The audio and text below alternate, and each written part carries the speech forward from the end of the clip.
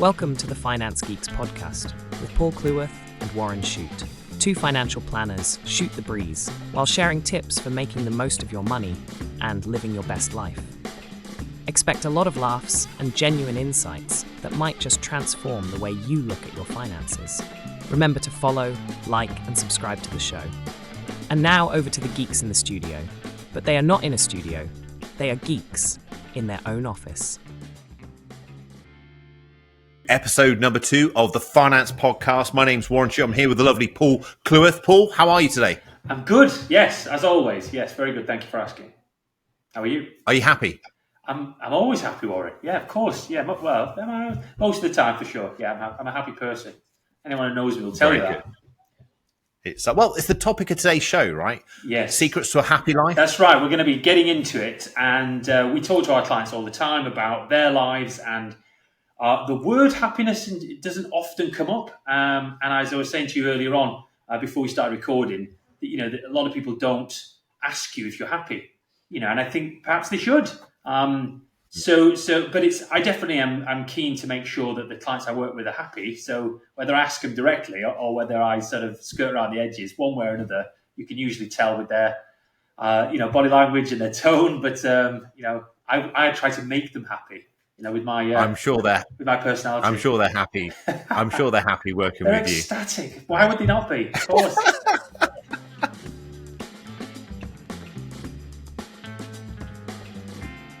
So what have you been up to? So it's been a busy, weekend just gone.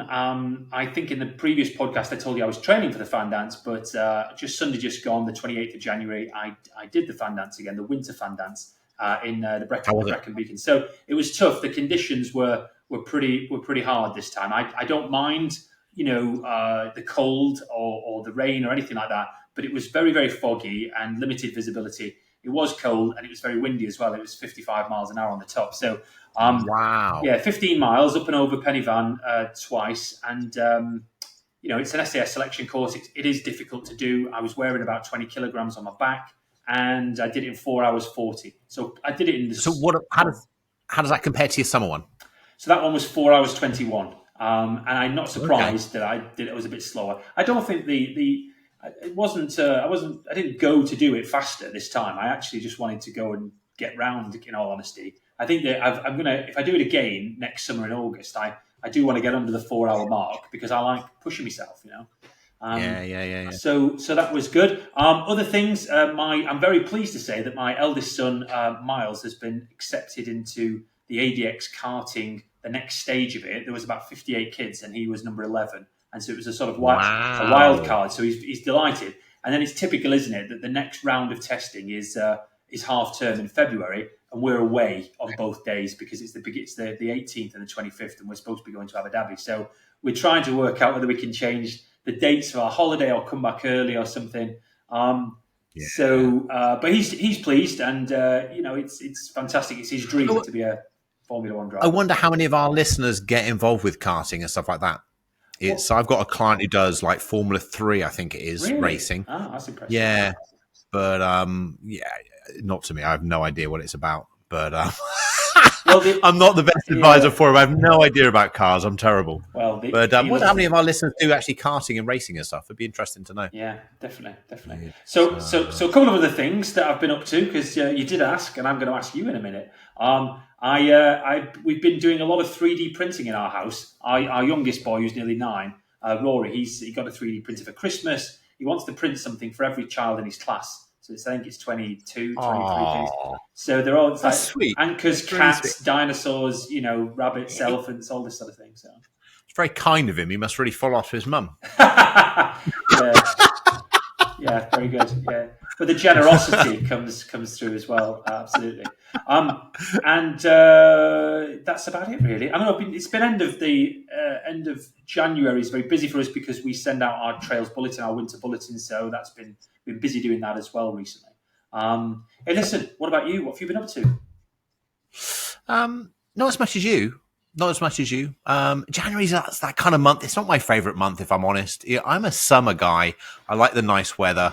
So I kind of just get my head down in January and just work. But I'm really pleased to say my beautiful daughter, who's 16, 17 in a couple of weeks, has just had her braces off, bless her heart, today. Oh, yeah. How's that? After about 4 years. Really? So, yeah, I know. Really long time. Really long time. And it's very odd because I remember when I went, it was like a fixed fee, very nice orthodontist, but he just did a fixed fee charge. And he said, trust me, you'll be pleased you paid the fixed fee. And the number of visits she had, I am very, very pleased. Yeah, and just bands and everything else. Wow. So, so that's been good, which is nice. Very good. It's lovely. I'm a big family man. I love the fact that as I'm getting older, my children getting older, it's expanding. So my son has got a long-term girlfriend, Izzy, and she was 20 last week, and we celebrated her birthday, which was lovely. So it's like having like another member of the family in the crew. Very good. And we had big celebrations with that, which was fantastic. And they, had a really good time. But apart from that, bit of work, still stressing at work, bit busy time of year. And I think I mentioned last time, a bit low on staff at the moment because of various different things. But that'll sort itself out. But how are you going to recruit? Are you going to go to recruitment agents? Are you going to sort of push it through people you know? Or so I've put out on LinkedIn, and we've gone to an outsourced company. So we outsource quite a bit already. So we use an outsourced power planning firm, Parafinity, which I highly recommend. I absolutely love them. We've been with them probably now for over 10 years. And we've outsourced some admin work in the past. And I was just looking on social media, and I found a lady and had a chat to her and did a bit of, a few reference checks and things. And we started using her for some simple stuff, very good, which is really good. It's a role. It's my PA's role who's left, my PA. So it's a role that's very replaceable, quite easily. Yeah. So it's not as if it's a power planner or a technical role that they need industry knowledge.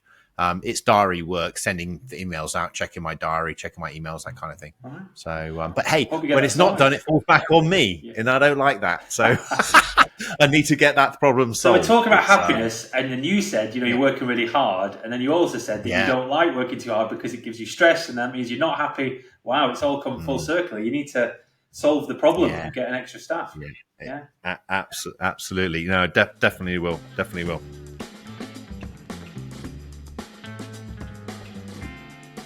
Paul, what's hot off the press this week? So I shall tell you what I think is hot off the press, or at least some of the stuff that I've been looking at.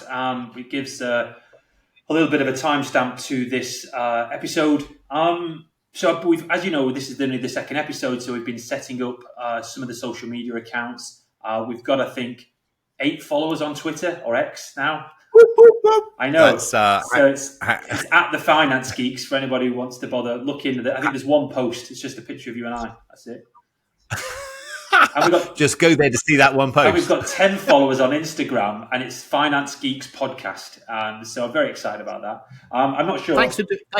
Genuinely, thanks for doing that. You were hot off the press and just got it sorted. So that's pretty good. Yes. I don't know if people are listening and have never done a podcast before, there's lots of groundwork that has to go in to get things up. And when you're in the early stages, it's a little bit clunky, but we know what we're talking about. We're tried and tested, and things will just get smoother. But thanks so much for doing that. I appreciate it. No worries. So other things that, just today, finance-wise, interest rates stayed at 5.25%. And the sort of latest, because it comes up in conversations with clients, of course, in relation to their mortgage and what's going on in their lives, and what rate you get in the bank and that sort of thing. But it looks like the earliest is going to be the end of the year.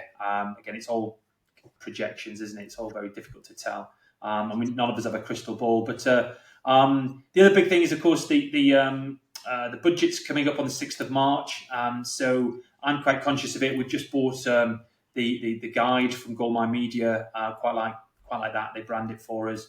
Comes out. You send that out to your clients. We send it out to them. I on the one hand, you think, is it important because they're going to read it in the paper, and I want to do it because I think it's definitely part of what we do. We talk about allowances, tax rates, and things like that.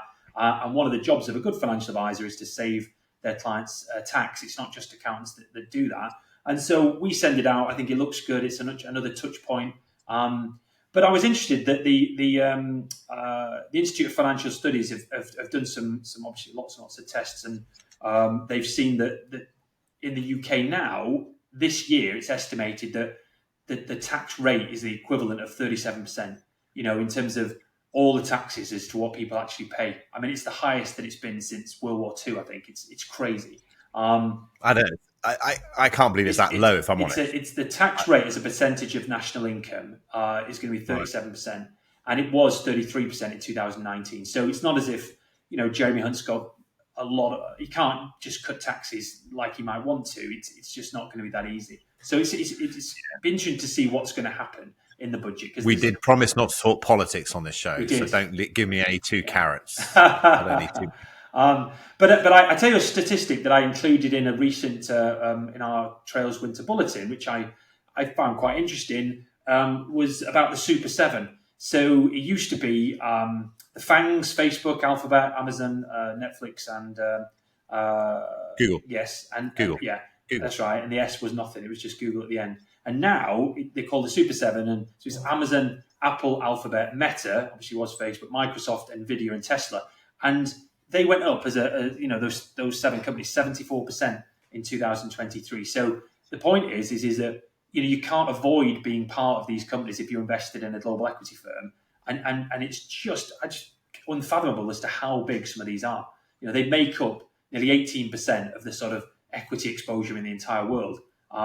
And although they're trading quite high at the moment, about 30 to 1 PE ratio, you and I talked about this a couple of weeks ago that they're just responsible for so much stuff, the software developments, scientific breakthroughs, AI, and we use them every day. I mean, Microsoft have just become the biggest company in the world, haven't they? Nearly just over 3 trillion. I mean, the numbers are just beggar belief. And with Microsoft's ownership or part ownership of ChatGPT, OpenAI company, in the development of AI software, the future's looking bright. I'm very excited about what's going to happen. And Nvidia with the processors of the AI machines that are developing it, it's great. Yeah. It's very, very exciting. Very, very exciting. My son's most excited about Apple's release of these new VR headset things. They're expensive. They're really expensive, actually. I've got the. Have you got? Yeah, I know. I mean, I've seen the videos on YouTube of what they can do. And if you're an Apple fanboy, you can. And you want to spend that money on it, you can theoretically work with it and see extra things while you're working and have things pop up. And it interlinks with all the phone and everything else. But I think the Oculus Quest, I bought the Series 2 or 3 before the latest one, and it was about 300 quid, 300 or 400 quid. Yeah. My children wear it and use it, and it's amazing. They are amazing. It is good. Yeah. Good fun. Yeah. Good fun. I put it on my dad, who's 98. And he did a tour over the Alps, flying a thing of it, and he absolutely loved it. He was like this, looking around, everything else. So yeah, it's pretty special. It's pretty amazing stuff. And Hey, well, I got to say, I was pretty impressed with what I read. This Costco, the retailer, the wholesale retailer, sold a jaw-dropping $100 million worth of 1 ounce bars of gold last quarter. Now, I just couldn't get over that. That was just 100. That is market moving sort of territory, isn't it? I think they could really have an influence on the gold market and change it. Why? Why do you think they were selling so much? Well, again, it's just subjective, but I think people think that it's a little. They're investing their money in this little asset, and that when times are tough, maybe they feel that the economy's in a tough place, or that they want to save a bit more and they want to buy something that they think will augment in value. But the fact that it's tangible as to buying an exchange-traded commodity fund, you can buy in Abu Dhabi and Dubai bars of gold, and you can buy Krugerrands, and you can. But we don't. I agree. But it's not really gold isn't really an investment as such. It's because it doesn't generate an income, and you could. There's a lot of statistics out there, and there's a lot of people who would say, well, if you've got a big pot of money, put 5% in gold, for example. But it's at one of the highest points that it's been for a long time. I think it's about $2,000 a troy ounce. It's either at an all-time high. So people maybe fear that I think it's recession that it might stay high. I don't know, or continue to go up. I think it's the Amazon effect. I think it's convenience. Yeah, I think it was just convenient. You shop there, you think, oh, okay, let's buy a few ounces of the gold bar. Let's put it in our trolley and I'll get it shipped home, and it's nice and easy. But I've got a silver bar. My wife bought me. I was looking around the office. It used to be in my office. I think it's at home now. That's quite cool. But I'd probably buy one just for, I can't swear on the podcast, but just for fun. Hey, what colour's your wedding ring? Because this will tell us how old you are. Is it gold? Yes, silver golden. Yeah, silver golden. Yeah, no, that's straight from the 80s. Yeah, no, it's platinum. Yeah.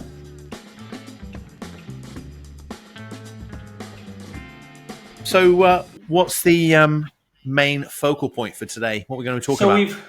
You and I have been talking about the sort of order of what main focal points, main topics that we would discuss. And, I'd suggested after the last one that we did, when we were talking about planning for 2024 and how we go about doing that we should bring in the concept of happiness and talk about what actually makes a happy life and the secrets to happiness. And so, it is a topic that I'm personally very interested in, because when you put everything together and you think, right, I'm a financial planner, I'm trying to help my clients. It's all well and good having them build their pots of money, but then you ask yourself, well, what is it all for? And actually, surely the purpose of life is to be happy. And then you think, makes you ask the question, well, what determines happiness, and how can I be happier? And so it is a discussion I have with lots of my clients. Do you do the same? Do you actually talk to them about their own happiness and their feelings? I think I probably approach it slightly differently, but I think I do. I approach it more about, what's really important to them. Yeah. Because I carry the belief that if you have a directed mind, if you have something that you're aiming towards, a purpose, intentional, then you genuinely be living a happy life. And that's what I try and get my clients to do, is sort of say, what's the outcome? How do we want to spend the rest of our life? I have this expression, precious time is running out. You miss enough moments in life, you miss life itself. What is it we want to try and do? So we really try and get our clients to focus on habits and behaviors that will lead them to meet their outcomes, their values. And in my coaching program, I talk to the guys about values and stuff, and we're not scratching the surface. We're not superficial. We're deep dive. It's like so many people say, oh, what's important to you about money? And they write down an answer and they'll ask another one and, oh, great. And they'll move on. And there's a famous book written for financial planners about values-based financial planning. And the guy says, what's important to you about money? And you'll get a response. And then they'll say, what's important to you about that response? And you get what's important with that response? And you go down a rabbit hole. Yeah. In my world, that's not how you ask values-based questions. It's done incorrectly. He sold 1 billion books, but it's still done incorrectly. You ask what's important to you about money, and you stick with that line. What is important about your money? And you go deeper by asking the same question. And then you get from people really answers, and it goes back to what we were talking about off there, that they don't open up as often. They'll sort of tell you a few lines and they'll tell you what's really important, and get them to spend more time doing the things that's important to them. I believe that's what brings them happiness. Yeah, definitely.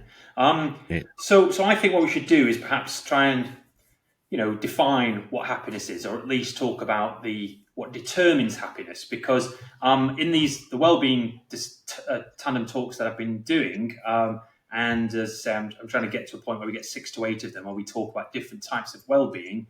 Part of it is a discussion of happiness. And there's a lady called Sonia Lyubomirsky who did some research into this. It's proper empirical research. It was a paper written in 2005, and I'm not sure I believe this. I mean, but and I talked to my wife about this morning. But the suggestion is that 50% of your happiness is determined by your biology, by your genetics. So which I think, okay, maybe that's. Do I believe that? 10% is the life circumstances, the here and now. Your job, your money, what everything as it is in the present. And 40% of it is your intentional activity. It's your sort of view on the future. And so the whole concept is that you shouldn't worry about the 10%, which you can't control as much, but you can control your attitude in terms of how you look to the future. And you were just saying then, have some kind of structure, form habits, have a goal. If you've got something to work towards, when you then get closer to it, you can sort of, feel that type of happiness. You can praise yourself. You can say, "Oh, this is great. I've actually achieved something." And I think I have a good day when I've written down a list of things to do and I get stuff done. If I've been constructive, it's one of the things that makes me happy. I'm thinking, "Oh, good. I've had a good day there. I'm quite happy about that." You spoke about the habits of that, and I believe that you can't really control your future, but you can control your habits, and your habits will dictate your future. So it's more about focusing on what you're doing and is it taking you in the direction that you want to give you happiness. But rather than wait for that moment to arrive, try and enjoy the journey. Smell the roses. Yeah, definitely. And that comes down to the very concept of mindfulness, which is something I'm not sure I like the expression that much, but I understand the concept. It's rather than worrying about all the things that you can't control, focus on what you can control. And when it comes to mindfulness, just sort of think about the small things, I mean, the fact that it's a nice day, that we're not in a war zone, that you've got food on the table, true. That you've got air in your lungs, that you've got hopefully a partner, and if you've got children, you just think, okay, this is good. These are small things, arguably, but it's not about how much you have. It's not. There's a lot of people that would say that I'll be happy when I get this, when I get the big house, when I get the promotion, and they defer happiness. They do, but I think it's easy to say that when you're sat in a nice house and you've got a bit of money in the bank. Okay, I'll be honest. Point taken. Yeah, it's like money brings a certain. My belief, okay, I don't care really what anyone else thinks, but my belief is money brings a certain level of happiness, and my clients want to make sure they protect that and grow that money so they can pass it down to their kids. Yeah. I think in today's society you do need an element of money. You do, and there's been studies done on this very thing. In Brian Portnoy's The Geometry of Wealth. I know it's a book that you didn't like so much, you told me, but I think it's a good book. He runs a company called Shaping Wealth, and he talks about a study that was done in terms of how much money you need to sort of have all the basics. And I think in dollars it's something like about $70,000 or $75,000. And he said, getting more money above and beyond that doesn't necessarily make you happier on an exponential basis. You've just got to have a certain amount. But I agree, it's difficult to be sort of super ecstatic about everything. And I'm over the moon if you're in a tough position financially. So, you do ask yourself, there are people and clients that I work with and people that I know, and it's actually there's multimillionaires, actors, and people who've got a lot of money where they're not necessarily happy. They're troubled, stressed people. And then there's kids in Africa with nothing, and yet they're smiling, playing football in their bare feet. Yeah. And so it can't just be about what you have materially. Great. So there's other concepts of happiness that we should discuss further. It's so how do you bring it out with your clients? How do you, if you're listening as a financial planner, you ask yourself the question: how do you bring out happiness in your own clients? So how do you do it? Yeah, so it's interesting. Yeah, when I want to make them feel a certain way. I want to make them feel respected. I want to make them feel safe, and I want to develop the trust and the integrity, and make sure that they're the way that they feel when they come to see me or when I'm chatting to them. That it's a circle of trust. They can tell me anything, that I'm acting in their best interest. And that we're actually together trying to get to a point. We're trying to progress. Whether that's building their pot of money or working towards a certain goal, which is achieving financial freedom. And so it's one of the first questions that people ask you when they come to see you. It's a traditional thing. How are you? We said that at the beginning. What have you been up to?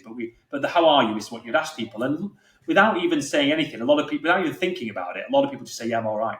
And then you can tell when you have meetings with people based on the way that they look, the way that they speak to you, the way that they act. It's all this body language. You observe it. And if I noticed that a client I was working with was stressed or they were worried about something, I would ask, how can I help? Because that's ultimately what I think that I'm there to do. I'm there to serve my clients. And so although it's tricky because you don't want to bring in a financial meeting too much emotion into it, if you're looking out for your client, you want to see if there's anything you can do. And if it's to do with something I can control, so for example, they're stressed about money or they're not saving enough or there's worries, it's trying to pivot and to focus on something else, about doing the best job that they can. Or if you observe that their job is just not, is the cause of all their stress and anxiety, is giving them ideas and options to say, well, quit your job then, do something else, if that's a feasible option. Yeah. So it's always part of the discussion. I think that's a really important point. As a financial planner, you're in a very privileged position to show clients options in solutions. Yeah. And I, over the years, have seen dozens and dozens of unhappy people in their jobs, and just be able to show them that this is an option, this is a choice. We have a couple of clients who spring to mind, and I'll say it anyway. He was a tough client. He was a real tough client. I never really bonded to him, but his wife was absolutely delightful. And I carry the belief system that, he can't be that bad really to be married to this lovely lady. All right, she wouldn't put up with it. He must be a good guy deep down. Anyway, so I worked with him. And eventually what I realized that he was just incredibly stressed in his job. He just wasn't happy. So we were able to fortunately arrange it so he retired. So he's now retired. He's probably lost about 4 stone in weight. Really? He does loads of charity work. And they are a delight to work with, both of them. And I think that's why financial planning. What was the point where he decided to change that when he left his job? To show that I was able to show them that he could. Oh, okay, very good. Does that make sense? Yeah. I think a lot of the time it's belief that I don't believe I can retire. And, I mock a lot of books that I read and stuff like that, but Lee Eisenberg, The Number, I really rate that as a book. It's a fantastic book. And just to show people, what's your number? How much money do you need to not have to worry about money for the rest of your life? Yeah. To live the lifestyle that you've designed. And to show people that, we do it in our cash flow, to show people that is really impressive. And for him, that's what he needed. I think she was already on board, but that's what he needed to see. Okay, I am going to be okay. Yeah. I'm all right. And now he's a completely different person. You wouldn't recognize him both physically and personally. Yeah, it's lovely. But I've had exactly the same thing on multiple times. And clients are in this position where they're a certain age. When you see them, they've got a certain amount of debt. They earn a certain amount. And as the advisor, you're trying to look at everything impartially. Look at their cash flow. Look at their fact find. And then because you've seen lots of examples of these, you think, well, okay, can I observe this person? Can I imagine them being financially independent? Is it going to work? Have they got enough? And what are you're always thinking about options and ideas. So, for example, there's this term which I quite like, which is a lot of people today are in the velvet gutter.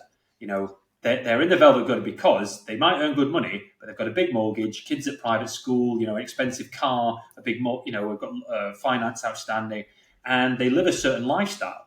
And then when it comes down to it, a lot of the time they're trying to keep up with the Joneses. It's a bigger house, it's a fancier car. And yet when you actually have a grown-up conversation to say, let's talk about how much you actually need, based on your lifestyle goals, but also, just to run the house where you're going to live, and to put food on the table and to pay the bills. Because if you know the very minimum that you need, and then you add some on for R&R and fun times and holidays, and then you say, well, actually, I don't need to be earning £200,000 a year if that's what they're earning now in retirement, because the debt will be paid off, the kids will have left, they might have downsized, but they get to a point where you work out with them how much is enough, this exact concept. And then we've got clients that have been working, they don't realize they can stop, as you just pointed out, because they haven't done the numbers, they can't visit, they're too scared of an income not coming in. And so when you can show people that they're going to have enough, that they won't run out of money, that sometimes they'll be better off not working than working, bizarrely, and starting to draw an income, it's a tremendous, you've done a good job. It's very pleasing. That's the reward, ultimately, of doing a great job for your client. And I think for the client, that's really what they're aiming for, that clarification, saying, okay, I now know either I no longer have to work again, or I now know what I need to do so I never have to work again. And for me, that's the starting block.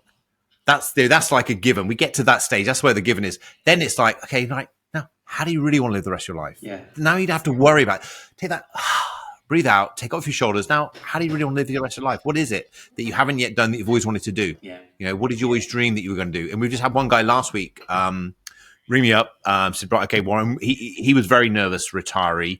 And he was basically, we encouraged him to take a sabbatical. That was the way he was going to do it. So he took a sabbatical, managed to live off the income that we agreed, or actually below that. So he's now retired. And I said to him, look, before you go and hand in your notice on Monday, do me a favor, just plan out, just sketch out the next 18 months. Just write down what you're going to do, when you're going to do it. Now, you don't have to stick to this plan, but when you think, oh my God, I should be working, I've got nothing to do, you can look at it and think, oh, no, I've got all these things that I haven't yet done.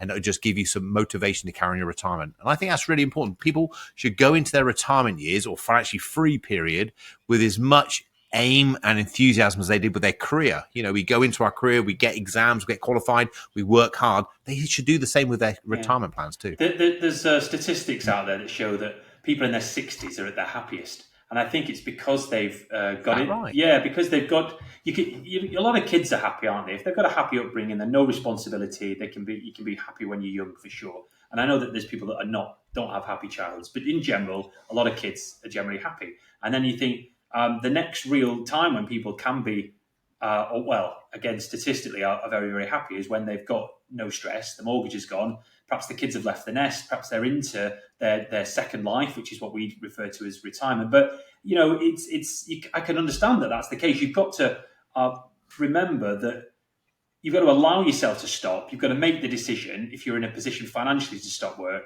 and then do something else with your life, and have that sense of purpose and meaning to your life. I mean, all of that's incredibly important rather than be the person who used to do something. You're now just doing the next things that you've been putting off for all this time, whether it's learning how to be a carpenter or working in a charity or traveling the world or whatever it is that you've now got time to do. So I can understand how people can be super happy in the 60s. And this isn't to say you can't be happy in your 20s, 30s, 40s, 50s and so forth, but just saying it comes with stress, family, mortgage, job, career development.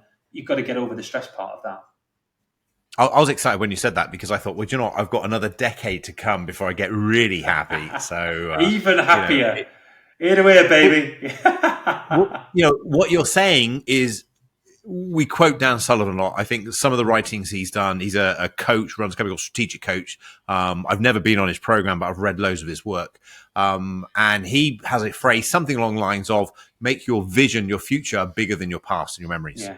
And I think that's true. I think, what you're saying there is have a plan of what you're going to do. It's like I was saying with this guy, like, what's your 18 months going to look like? Let's have some kind of plan. Let's live intentionally, have a vision of what it looks like, so that we can have some excitement going there. I was working with a divorcee just this week, and it's an amicable divorce, but she's very, very upset.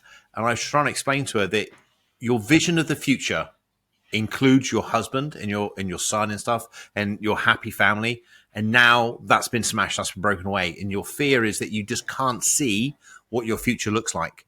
And I spent some time with her trying to build a vision for her future of what it looks like so that she can feel a bit more comfortable. It's not going to happen overnight. I don't expect it to go from being brokenhearted to euphoric overnight, but just to start making plans of what her future looks like. And that's the beauty of our job as a financial planner. It's we get to help people retire, help people overcome certain things, and create these visions of the future. It's a privilege. It's absolutely a privilege, it is. And that's, as you say, that's the reward. Everyone's a bit different, and talking to them about real life with the benefit of having chatted to hundreds, if not thousands, of clients about these things as well. So there is that sense of experience, chatting to others. And this is not to say that we are, the oracle on this subject of happiness at all. So let's just put that straight out there. But, I'm interested in the concept of what makes one happy. Going back to this whole point of what happiness means, I think we could agree that it probably means something different to everybody. It means something different to different people. Yeah. But when you look into happiness, I mean, there was a study done by it's a Harvard experiment. It's been done for 85 years, and the general chap there is Robert Waldinger, and he's written a couple of books and so forth. But this Harvard study talks to all past graduates of Harvard and alumni, and regardless of what they earn or what they do, it goes through a massive questionnaire, a survey to ask people and to find out how they're doing, and it tries to work out what determines happiness. And contrary to what you might think, it's not career achievement or money or exercise or healthy diet. The conclusion is always that positive relationships keep us happier, healthier, and help us live longer. And so it's the quality of the relationships you have with others is what they're saying is a true, route to happiness. And it's definitely important because when you think about it, we a lot of people, I know a lot of people, but at the same time, I don't have a huge amount of people in my sort of little circle. My wife, my kids, my family who live remote, quite far away from me. So I'm thinking, okay, well, if I'm if my relationship's good with my wife, my kids, and my community, and certainly with my staff, because I'm with them all day, if that's going well, then I'm generally happy. And that it would be affected if I had a problem. If you're at odds with your children or your wife or your staff, whatever, that's definitely going to make you unhappy. So I can see that the conclusion is correct. I'm happier for having you in my life, Paul. Oh God. Yeah, would I say the same? Maybe. It's hard work, isn't it? It's like the master teaching the pupil. It's like I don't know. Just trying to discuss matters with people with very, very low IQs like yourself. It's very difficult to get these concepts across. You're very patient with me. I appreciate it. Well, practicing patience is another virtue. It's another thing that you need to do to be happy. Hey, should we talk about the Dalai Lama? You can talk about the Dalai Lama if you want. What are you going to talk about? Well, hang on. Before you start on this, when you started talking about mindfulness earlier, I just wondered: do you ever wander around your acreage in your bare feet, just sort of taking in the beauty? No, that sounds like it's 3 acres actually. It's the back garden. I've never thought about walking around the back garden barefoot or anything like that. Maybe in the summer I do. It's supposed to be a very healthy thing to walk barefoot on the lawn. But at the moment it's quite muddy and cold, so I probably wouldn't do it now. But in the summer, spring and summer, I'd love to. Yeah, that's a good idea.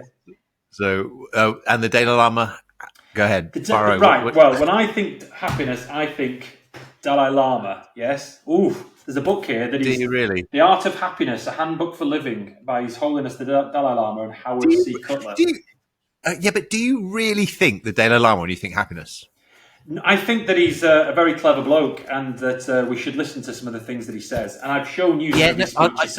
I'm not a religious person. I don't practice Buddhism or anything like that. But at the same time,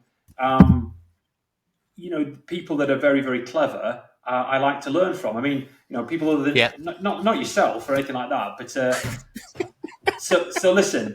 The Art of Happiness, this book, he talks about the emphasis on compassion, tolerance, and self-discipline, and he also is very big on saying that happiness is essentially the meaning of life. That the purpose of life is to be happy. Is one of the things that he said. He said that if you want to be happy, you need to practice compassion. We did a newsletter recently in November, and there was this Benedictine monk that was giving a TED talk. Then he said, if you want to be happier, practice gratitude. And I was thinking, okay, it's a very interesting TED talk, but I like the idea of reminding myself, what I'm grateful for. And the more you do that, I think that it will make you a happier person, because it gets past the always wanting more. This concept of when I've got this bigger car, or I earn this bonus, or I go on holiday, or I buy the bigger house, and just being grateful for what you have now, even if that's not a lot. That's more than some others do. It's part of that stoic mindset that there's always somebody worse off, if you like.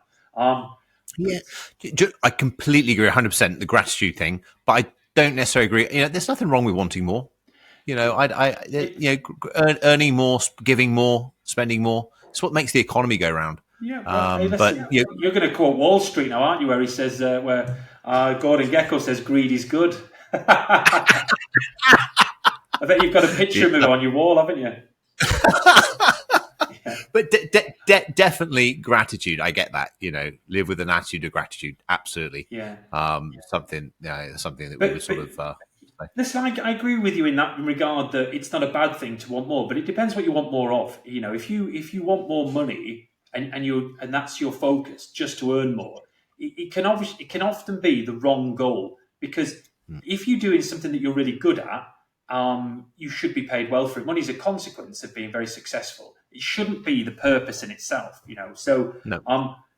It worries me, and I think that I've definitely had. Been someone who's wanted the fast car and the big house, and then when you've got them, you ask yourself, you think, do I feel better now? Do I feel good about it? And you remind yourself, think, this is good. I'm successful, and but actually, when it comes down to it, you quickly realise it's not that. That doesn't drive happiness. Just because you got more doesn't mean you're happier. It might be for some that they've convinced themselves that that's the case, but I don't think it's a conclusion one should reach. No. It's the interesting thing, another thing that the Dalai Lama talks about is this concept of people generally creating their own suffering. That a lot of people they thrive on misery. They're not positive people, and that if you and also that if you've not experienced hardship and suffering, you can't recognize what happiness is. But if you long for things that you don't need and you make choices that benefit you only in the short term, then you sort of view your situation as quite negative.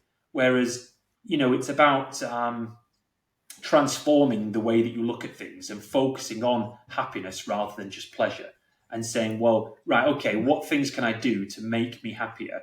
You can appreciate the small things in life. I think that's one of the things I put down when I was trying to decide myself what makes me happy, and what people can actually do, because it's not a big thing, just to take some time to appreciate. I like going for a dog walk. It makes me happy.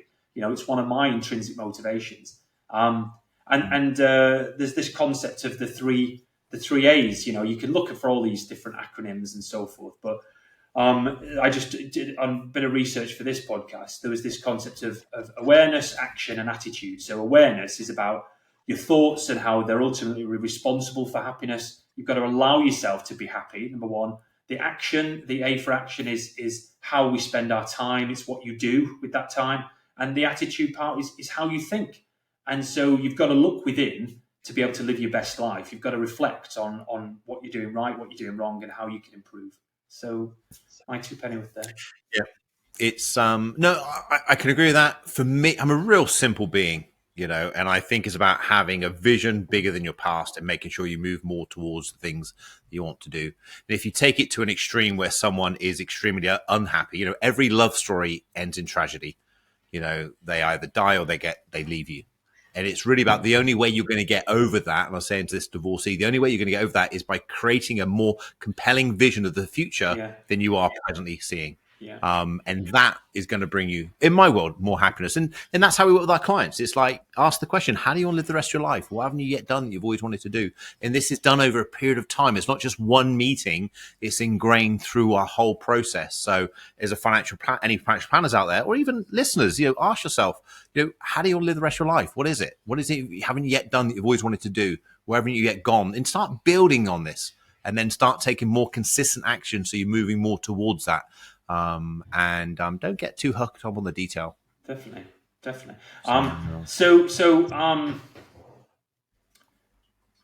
As well as other things that you can do to become happier, right? If life is about making decisions, one of the things that I think a good financial planner will do with their clients is to help them make smart decisions, and not just decisions about money, but often life decisions. So we talked earlier on about how if someone's in a job that you've observed is making them miserable, and you've got them to admit it, even if they're making lots of money, so what? They're working hard, they're stressed, and then let's say they're not enjoying it.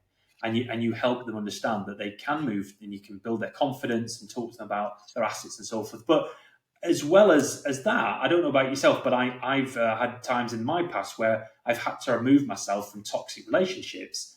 And if you have people that whether it's at work or home, that are mood hoovers and sort of always talking about negativity and drag you down into their sort of pool of despair, you've got to distance yourself from those people. It's the truth. If you want to be, go and hang out with people that are happy, that are always fun. You become completely happier. agree.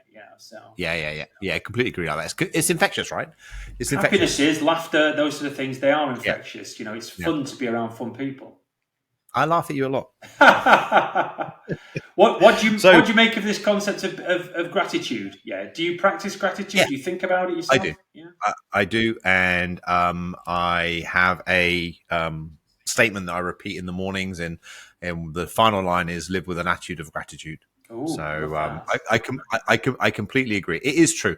I'm a bit flippant by saying just focus on the future and stuff, because I think that's something easy people can do.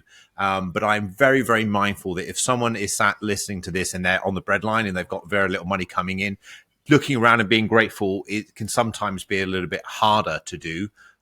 So therefore, by creating a compelling vision of the future, a nice big bright image of what things look like in the future, and then start making plans, writing things down, the action steps you can take to move yourself towards it, is something a little bit more tangible, I believe. Yeah. That that you can do. But I completely agree with you.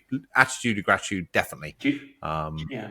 Do you know, at the end of the talks I've done, the Tandem talks, I was thinking, how can I do a sign off for all of these talks? Something that I want to say to clients that's short and snappy, to have them just think about things a bit differently. And I came up with focus on happiness, plan for the future, and live in the now. And it's this again. It's trying to be as succinct as possible. If you overtalk something, or you give too much of a verbose answer, which we're probably both doing here, you can go away and think, oh, I don't know what to do next. But if you just have very, very simple steps, if you do change one's attitude and think about things from within and focus on what it is that makes you happy. And as you said, write it down and have a plan. And that's our second point, plan for the future. But you shouldn't do that to the detriment of living life today and enjoying every moment. Because we're not getting any younger. Life's not a dress rehearsal. If you've got more than one go around, if it's the sort of Buddhist mentality and you get 10,000 lives, fantastic. But on the assumption that it's only one life, you've got to make the most of it, haven't you? And why be miserable if you can be happy? No, completely agree. Paul, moving on, shall we? I think we should. Yes. To Pennies Worth.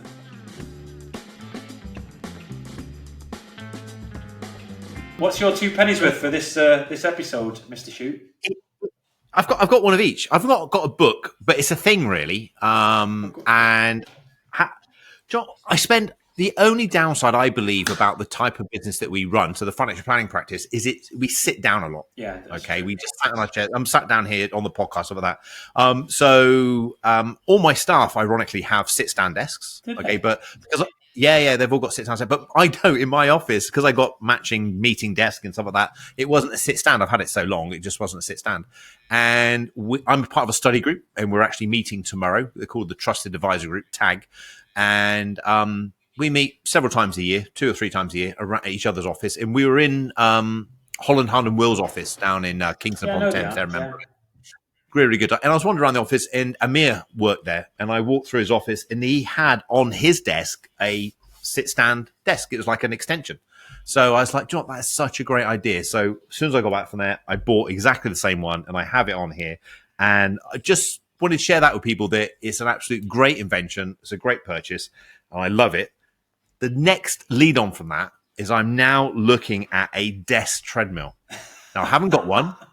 Just, hey, look, do you know what? If I don't, my house is so close to my office. If I don't go and do a walk or something, I'll end up loading like 2,000 or 3,000 steps in a day. Yeah. I think that's terrible. They say that being seated now is the new sugar. It's like you want to get out of it. So if anyone listening uses a desk treadmill, got any feedback for us, please drop them the notes, drop me a message. I'd really appreciate it. It's my next consideration as a purchase. Warren, what's it called? What's the word called when you sat down a lot? I told you this and you never thought it was true. Sedentary. No. Sedentary. No, sedentary. Sedentary. Not sedate. We're not sedating each other, Not sedating. It's sedentary, to be sedentary. Anyway, yeah. So I told you, you're so clever. You've got to get up, haven't you, every half an hour? Maybe it's every 20 minutes, half an hour. You've got to get in the zone. And if you do, sometimes you're at your desk for 45 minutes to an hour. But if you're there a lot longer, typing on the phone, whatever, you do get a bad posture, bad back. So it's easy to. So your 2 pennies with your top tip here is to go and buy a sit-stand desk. Sit-down desk, definitely. If you've already got a desk that you're happy with, you can just get extensions that go on top, and that's exactly what I've got. I think it was Donald Rumsfeld. He's definitely one of the an American politician who always used to work standing up.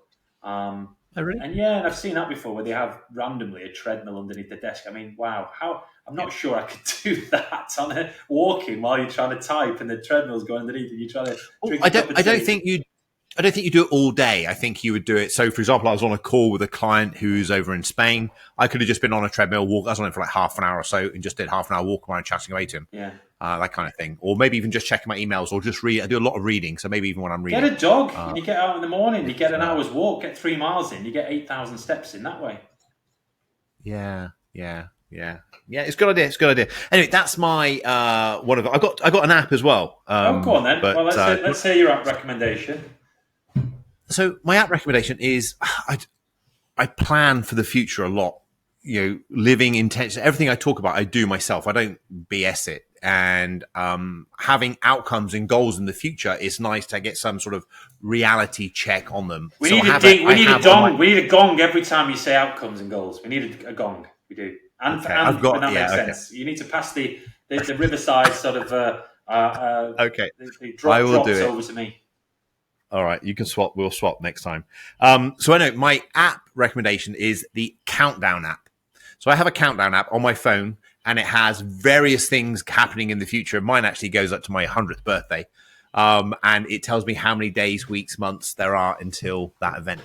So it's a great app. It's fantastic. You could put your own clients in there, events in there for them, so you could remind them. You could get your clients to even use it yourself. I don't do it that way. I use it for myself, very selfishly. Is Carol Vorderman the voice of it? No. But that would be good, wouldn't it? But no, it's good. It's good. So I have things on there like, Isabella leaving school, when I go on my 50th birthday, things like that. So, okay. That's excellent. That's excellent. I might look into that. I don't know. It sounds like the sand's running out of an hourglass, doesn't it? With when you talk about it, like that, the number of days you've got left and the planning out of the future. Yeah, sometimes do you want to plan everything out for the rest of your life? No, you don't want to plan everything out, but you kind of want key events. And I think there has to be an element of urgency. Yeah. We live in this life where we think we'll do it tomorrow. And tomorrow, we may not be privileged to have a tomorrow. It's like, get off your ass and let's go and do it today. It's like the best analogy I was given about life expectancy was a meter ruler. And so they said, look at a meter ruler and let's mark out your age from 0 to wherever you are now. So I'm 50, so half of it's gone already. And then they said, well, mark out the last 20 centimeters because, not being funny, when you're 80, 90, you're not as active as you are. So you've got that much of your meter ruler left. Go and enjoy it. Go and do stuff with it. Yeah. So I try and do as much of these things as I can to make me enjoy life. Very good. Very good. So I've got a couple of 2 pennies worth recommendations. So my wife and I have been watching Griselda on Netflix. We're on a couple of episodes in with Sofia Vergara. It is really totally up my street. I love it. It's to do with a woman that comes over from Colombia. It's to do with drug dealing. She's moved to Miami. There's some cool cars. There's pretty good acting in it, and I love because it's in the 70s or something. It's some of the fashion is just tremendous. The open shirts and the flares and so forth. But some of the cars as well in Miami, just from old boats. They look brilliant. And we were trying to find some. I don't know about you, but I get this sense of worry and anxiety if I finish a decent box set or something on Netflix, and then there's nothing else to watch, and you're flicking through the telly and you're asking everybody what's good at the moment. And we ended up watching another episode of Virgin River. Oh my God, shoot me! It was just the worst. And we thought, I can't possibly watch any more of this garbage. So Griselda, watch that on Netflix. Griselda. Yeah, it's actually Griselda. Should we talk about the anxiety you get when you get to the end of a box set? Or? I do. If you're watching something, a series that you really like or something like that, and it finishes, and you're like, "Oh my Lord, what do we watch now?" Okay. That's fantastic. So, second thing, I've been I say reading a book. I've been listening to a book via Audible called it's Elon Musk's biography by Walter Isaacson, and it's a long listen. It's over 20 hours. So I'm about 11 hours in. And I just find it fascinating. The man himself, like him or loathe him, the story, the things that he's done, the places he's been, the businesses that he's set up, the upbringing in Pretoria in South Africa, and then moving to the States. It's fascinating. It's really up my street. And I was listening to it in the car driving to Wales to Brecon and back. It's taking 3.5, 4 hours, listening both ways. So I would recommend that to anybody. And if you find very, very thick, long 1,000-pound books, not 1,000-page books, a bit too much to take, then just listen to it on Audible. It's totally worth it. It's Have you read it, or is it something? Is it your? I did. Yeah, I got. I don't know if it's the same one, but I got a biography on him when I got my first car. My wife got it for me, and I read most of it, particularly the early days and stuff like that. It was very, very good. Yeah, impressive guy. Yeah. And reminds me, there's a great TED Talk about his wife. Oh, yeah. Which you can watch, and she says something along the lines of the two things that you probably don't know or don't see with Elon is he said no more than anybody else I've ever met, and he worked harder than anybody else I've ever met, and she puts that down to the secret of success, and I can see it. He's a bright guy, but he just knew exactly what he wanted to do, just worked his butt off. Oh, it's to the nth degree. I mean, sleeping at the office, working 100-hour weeks, and being obsessive absolutely about it, but it's inspiring because of his how obsessive he is about something, to try and create space travel and to get to Mars, and when he built SpaceX to take satellites into orbit with reusable rockets. And then of course everybody now knows about Tesla, but there were times when it had no money, it was going to shut, and you just think, how did it develop? And now we own a Tesla, you've got a Tesla, I have, it's actually a pretty good electric car. So pretty good. It's an awesome electric car. It is. It's good. It's so far ours hasn't broken. It's really or set on fire or anything that you read in the media. It's actually a pretty good car. Today, do you know what I had today? I had a nurse come around and had a blood test. I decided I'm going to get a blood test from Medicheck. I've done it previously with Thriver, and just wanted to make sure everything's okay. And if not, I was gonna. I'm sure everything will be fine. But I've had a PSA test, because of that age now where you have to test these things and make sure you've not got any issue with your prostate or anything like that. So good on it. I'm just taking responsibility. And last time when I got the last one done with Thriver, another company that does this sort of stuff, you get the results in 2 or 3 days, and there's sometimes things that are mid-range, if you like, where you're thinking, cholesterol's higher than it should be, or there's liver function isn't the best. You think, right? That means I need to drink less, and need to get more rest, and whatever it is, I'll do some more exercise. So no, it's essential. So it is. Definitely. It is. Look after yourself is the key there.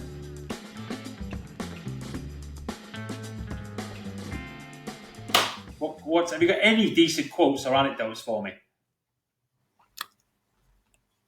Happiness is everything, and love is the rest.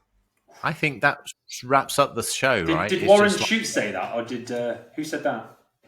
I think I did say that. I googled it and I couldn't find it attributed to anyone. So I'm not. Hey, do you know what? I'm not precious. Somebody else said it. It doesn't bother me. But I did Google it before I came on the show. Think I like that quote. Who did that?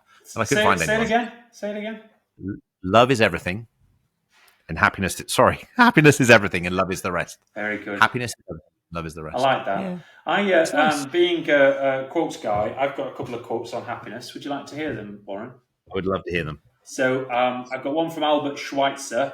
He said, "Success is not the key to happiness. Happiness is the key to success. If you love what you're doing, you'll be successful." And I thought, what? I love that. Yeah.